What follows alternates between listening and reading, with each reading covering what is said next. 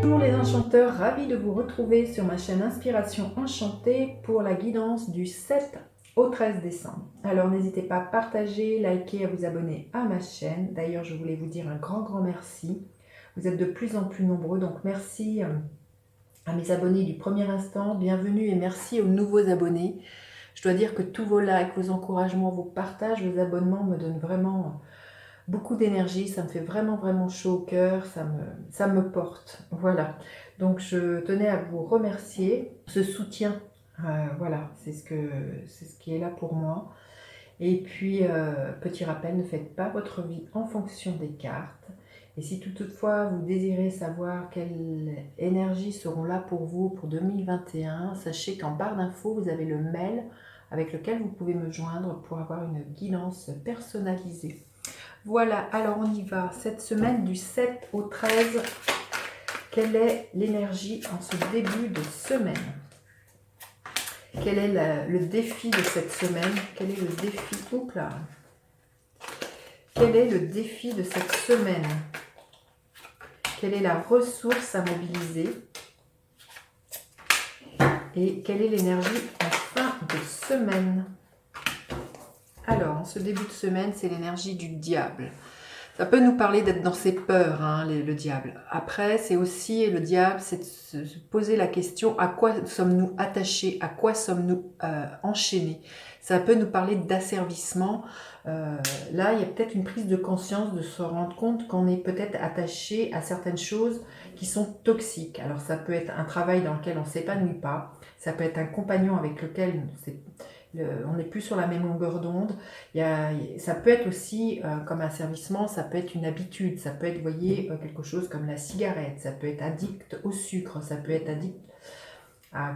Vous le mettez comment ça résonne dans votre vie, mais là, le diable nous parle de ça, d'être tellement sous emprise qu'on en perd à la limite sa façon de raisonner, on en perd aussi son pouvoir.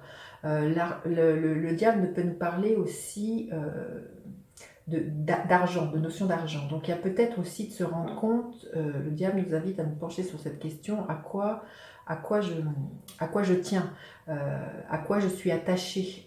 Est-ce que pour moi la notion d'argent est primordiale et à quel point le fait d'avoir de l'argent ou de gagner de l'argent m'a servi? Jusqu'où je suis prêt à faire des compromis avec moi-même pour gagner cet argent. Donc là, on voit bien les questions que le diable soulève, c'est cet attachement qu'on a à des choses très matérielles. Il y a peut-être là les questions qui pourraient être là, c'est comment je pourrais faire différemment et me débarrasser de ces chaînes et de ce qui m'a servi. Alors le défi de cette semaine, c'est l'énergie du fou. Le fou, il est dans cette insouciance, il est dans sa pleine liberté, et même s'il ne sait pas où il va. Donc là, le défi, justement, c'est exactement les questions que le diable vient de poser, c'est comment je peux me libérer.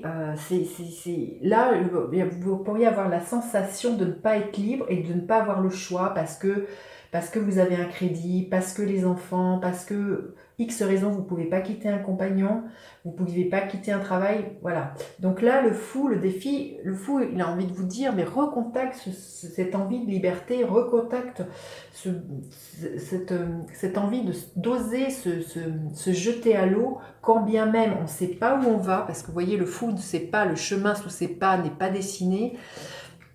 Mais là, il y a vraiment le défi, c'est de reconquérir sa propre liberté, c'est de voir ses propres chaînes avec lesquelles nous sommes emmurés, nous sommes attachés, et toutes les histoires qu'on se raconte, de se dire j'ai pas le choix, et de se dire je manque de liberté. Donc là, vraiment le fou, il est dans cette insouciance, il y a vraiment un lâcher prise, ça nous parle d'un nouveau commencement avec le fou. Donc là, c'est peut-être de casser certaines habitudes du passé, là, certaines addictions, certaines choses toxiques dans notre vie et de commencer quelque chose de nouveau. Et c'est vraiment un défi parce que c'est vrai qu'on est rattrapé par des peurs, entre autres les peurs qui nous parlent au niveau de sécurité, notre stabilité, et ça passe par des choses très concrètes comme l'argent.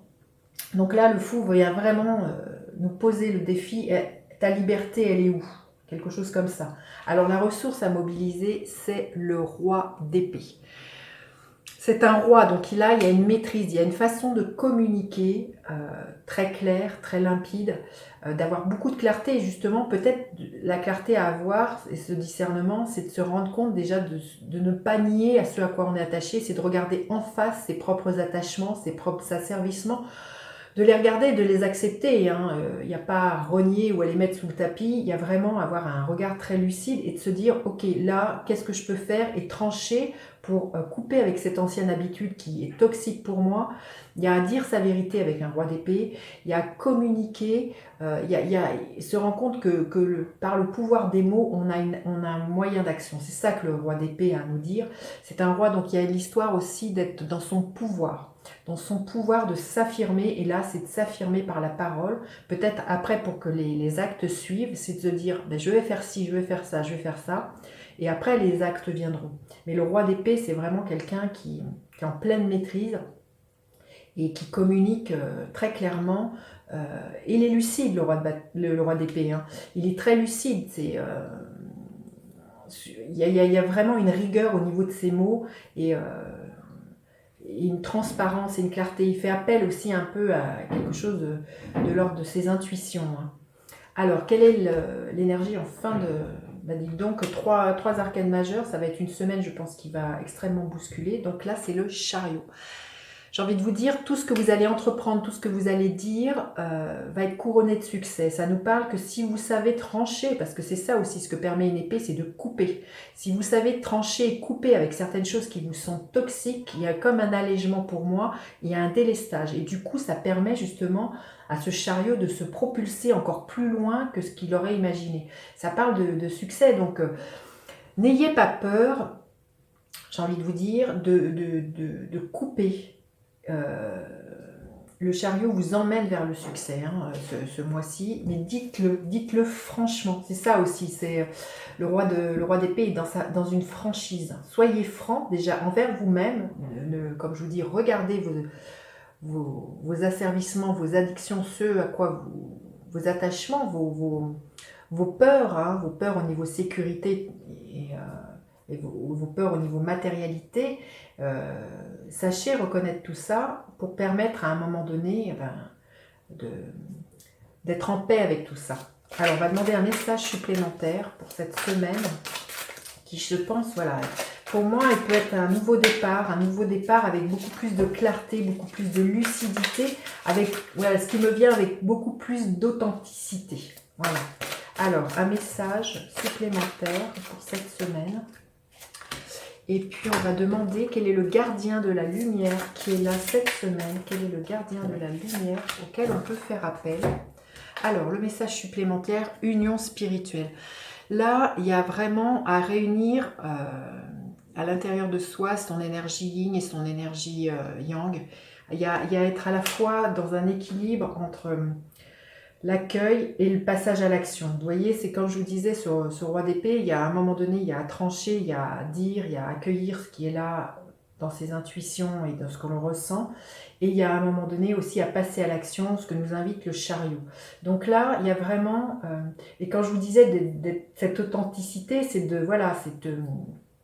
d'être aussi de parler à partir de son cœur, hein. Ce qui peut présager justement un renouveau, alors peut-être au niveau amoureux quand je vois cette union spirituelle, mais peut-être un renouveau au niveau de qui vous êtes. Genre, plus ça que il y a comme pour moi une réunion du couple intérieur, hein, avec cette carte-là. Et quel est le gardien de la lumière? Jeanne d'Arc, voix de vérité. Bon, c'est très en lien, vous voyez, la voix de vérité, Jeanne d'Arc... qui disait sa vérité. Donc il y a vraiment en lien avec ce roi d'épée. Je vous lis la petite phrase. Soyez forts, focalisez vos pensées sur votre but, abandonnez la peur de la persécution et exprimez votre vérité. Vraiment, dans l'énergie du roi d'épée, c'est vraiment l'invitation qui est là. Donc peut-être faire appel justement à la voix de la vérité via Jeanne d'Arc. Vous verrez comment cette guidance résonne. N'hésitez pas à partager, liker, à vous abonner à ma chaîne. Je vous dis à bientôt pour d'autres guidances. Bye bye les enchanteurs.